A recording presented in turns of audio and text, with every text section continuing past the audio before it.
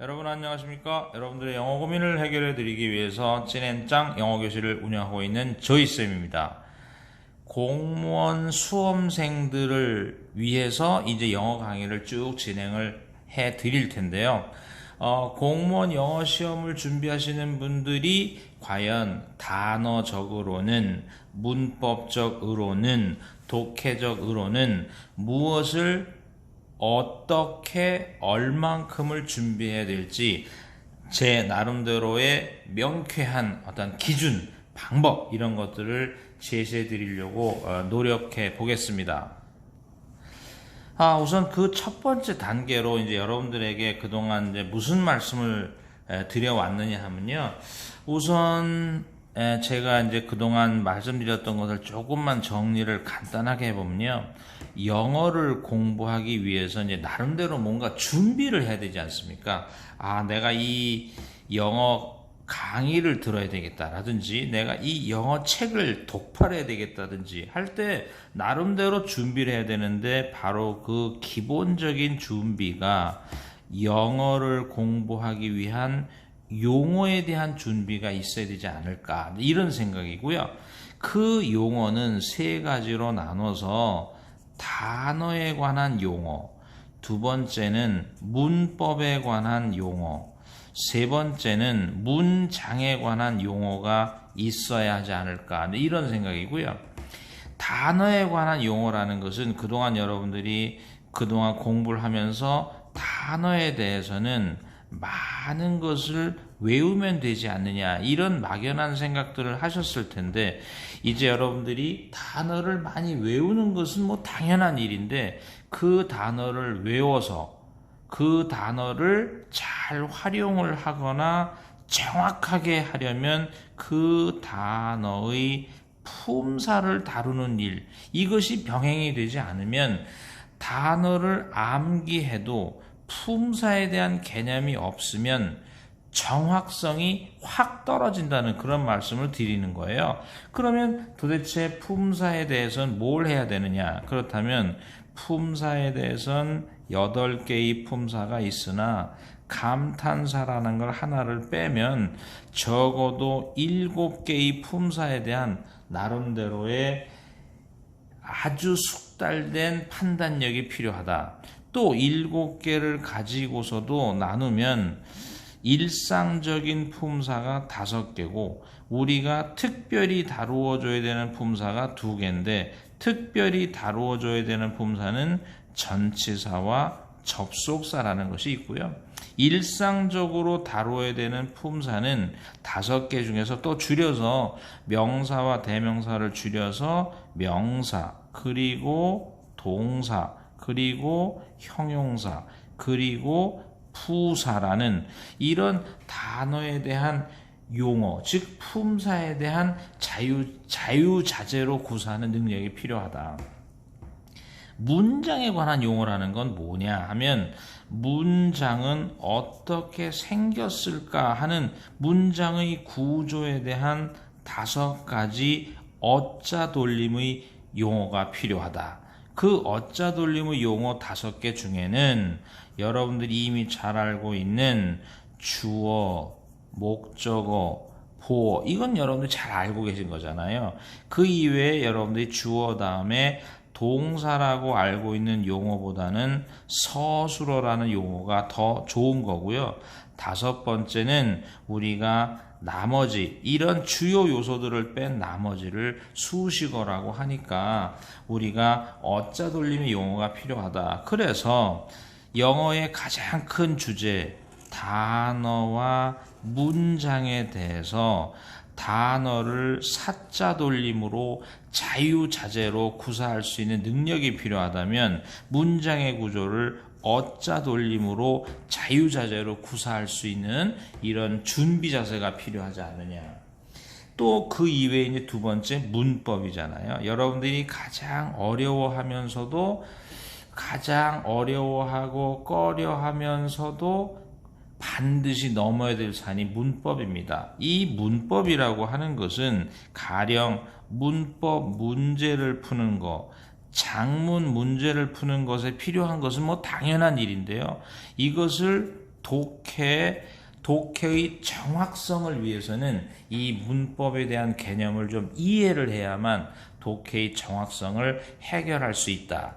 따라서 이제 여러분들에 대해서 이제 첫 번째 드리는 충고는 다시 영어 공부를 하려면 준비하라. 그 준비는 바로 용어에 대한 이해를 할 수 있는 그런 바탕이 돼야만 준비가 된다. 이런 말씀을 드리는 건데 실제로 이제 문장을 통해서 한번 여러분들에게 말씀을 드려볼까 합니다. 그래서 이제 어쨌든 영어라는 게 크게 두 개, 즉 단어가 문장을 이룬다. 이제 이렇게 돼 있잖아요. 이제 그 사이에 문법적 지식이 좀 필요하다. 이런 말씀을 드렸는데 우리는 다시 이제 영어에서 이제 문장이라는 걸 보면 문장에는 뭐가 있을까? 그러면 이제 뭐 평서문이라는 것이 있고 의문문이라는 게 있고 기원문이라는 게 있고 뭐 감탄문이라는 게 있고 뭐 이렇게 여러 가지 문장이 있지만 10중 8구의 문장이 평서문이기 때문에 가급적 평서문을 위주로 여러분들에게 강의를 해드리고자 합니다. 이제 그 중에 오늘은 문장은 주어로 시작한다. 이렇게 말씀을 드릴 수 있는데요.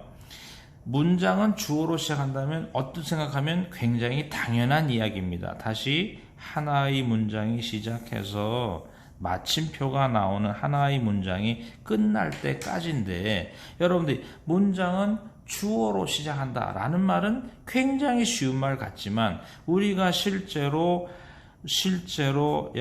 문장은 무엇으로 시작을 했느냐라고 물으면 첫 단어를 보면서 오른쪽을 힐끔 보면서 첫 단어나 오른쪽을 힐끔 보면서 주어로 시작했을까? 이런 판단을 할 수 있는 건데 문제는 주어로 시작했을까 하는 순간 주어를 읽어보세요. 이렇게 나오면 우리가 적어도 첫 단어로부터 무엇을 느끼느냐 그렇다면 주어로 시작했다고 느끼면 실제로 주어는 무엇인가 이것을 판단하는 실질적 능력이 필요한 거잖아요. 다시 문장은 주어로 시작한다 라는 이 이론은 굉장히 쉬운 이론이다. 그런데 실제 문장에서 정말 주어로 시작했을까를 느끼고 주어를 찾아 읽는 것 주어로 시작했다고 느끼고 주어를 실제로 찾아 읽는 것 이것은 결국 그 문장에 있는 단어들의 뭐에 대한 판단이 필요한 거예요. 품사에 대한 판단이 필요하다는 거예요.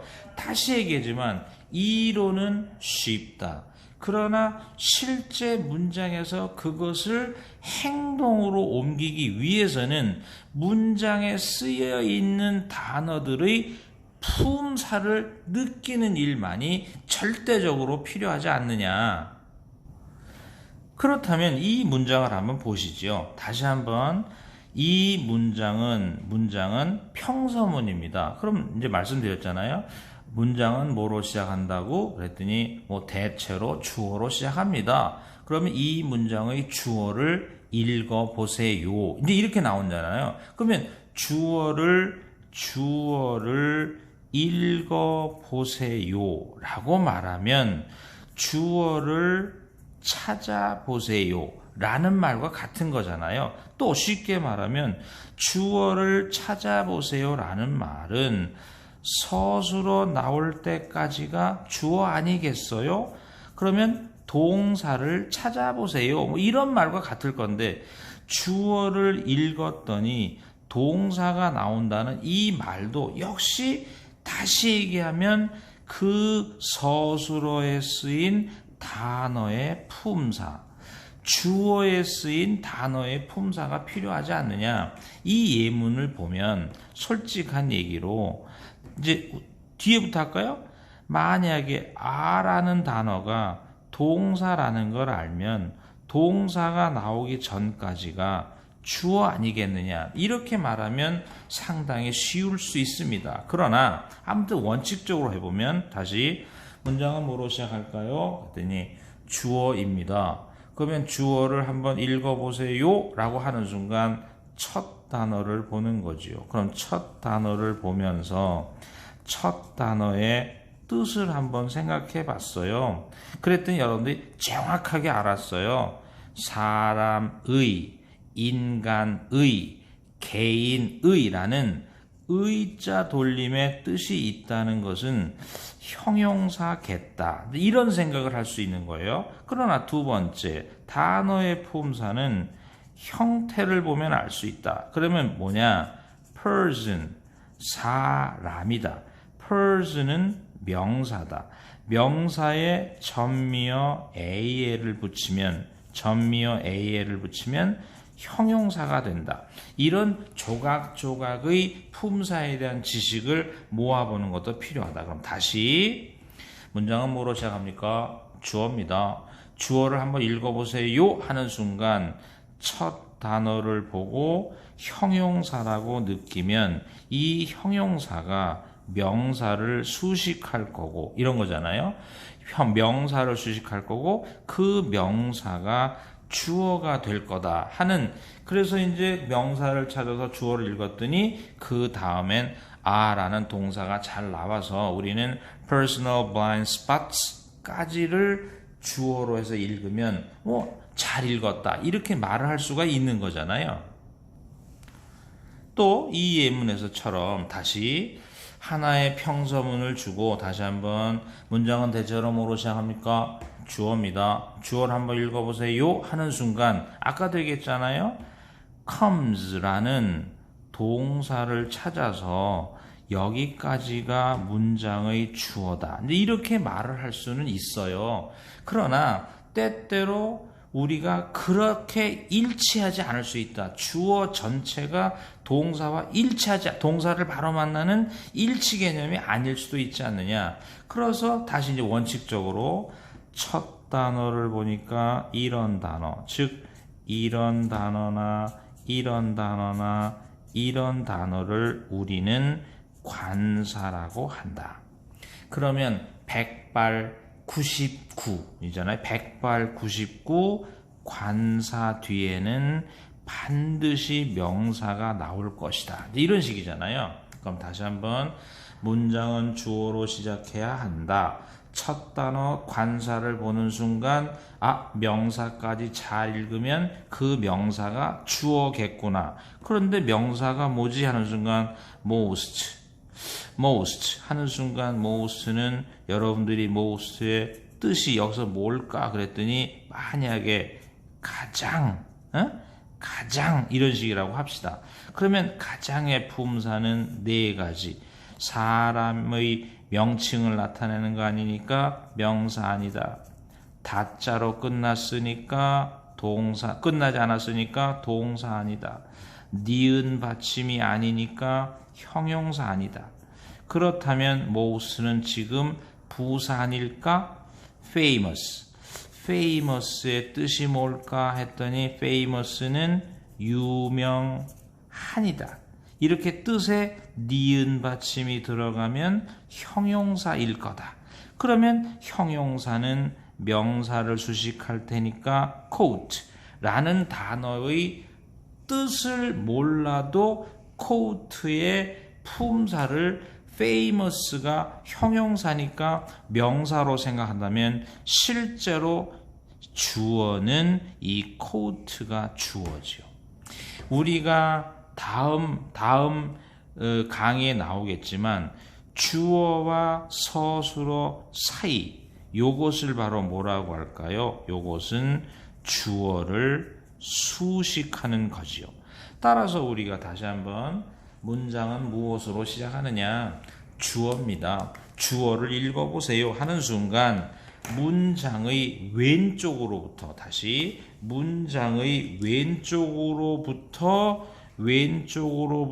명사를 찾아서 주어를 읽는 일, 이게 우선이지 동사로부터 거꾸로 가는 주어, 이것은 조금 수식어를 간과할 위험이 있다. 이렇게 말씀을 드릴 수 있는 거예요. 이렇게 주어는 단어의 형태로 주어가 될 수도 있지만 그러나 하여간 문장이라는 게 무궁무진해서 지금은 조금 잃은 감이 있지만 세 번째 문장을 보면 문장은 뭐로 시작합니까? 주어입니다. 그럼 주어를 한번 읽어보세요 하는 순간 문장 시작의 첫 단어 what을 보면 what은 그만큼의 명사절로서 약간 긴 주어를 형성하지 않느냐. 그렇다면 이럴 때도 혹시 동사를 중심으로 거꾸로 주어를 판단하는 일, 이것도 어쨌든 나쁘지 않은 행위라고 생각은 합니다. 아무튼 다시 한번 얘기하면 오늘 강의의 주제는 문장은 주어로 시작한다. 주어라는 말은 굉장히 쉬운 말일 수 있지만 문장에서 실질적으로 주어를 찾아 읽는 일, 주어를 느끼고 주어를 찾아 읽는 일, 이것으로부터 독해가 시작된다는 것을 여러분들에게 알려드리면서 오늘 강의는 여기까지 하겠습니다. 수고하셨습니다.